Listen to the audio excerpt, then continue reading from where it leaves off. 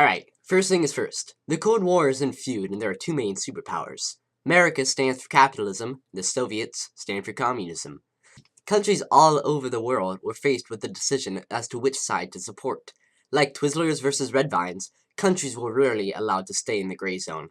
And sometimes the US or Russia just forced them into one or the other. A good example, or a very bad example of this, would be Vietnam.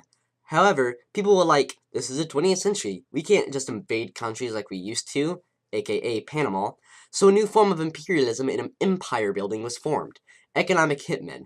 No, not that kind of hitman, this kind of hitman.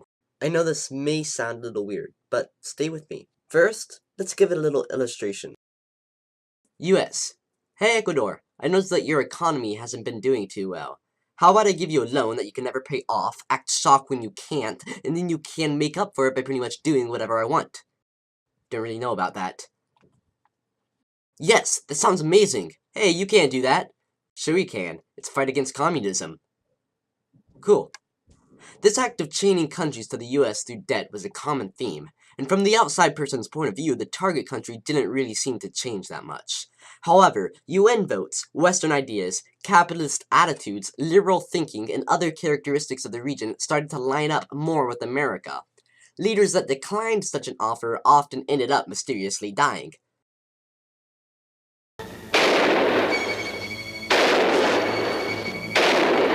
While those who did comply pulled in money while the country suffered the ramifications of exploitation.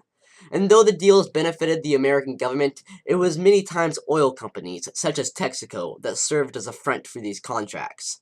When nations were shackled to the US, it gave a kind of bypass for some companies to go in and harvest some of an area's natural resources. Putting aside all humanist rhetoric for a moment though, this had serious consequences for millions of people all around the world. In countries like Indonesia, poverty was reaching insane rates, and it seems pretty clear that these deals did little to help, if not make it worse. However, there was one exception in which a deal actually benefited the target's economy. To understand the situation, let's talk about oil production. Much of the world's oil comes from the Middle East. However, at the time, countries producing the petroleum were far from being in a power position.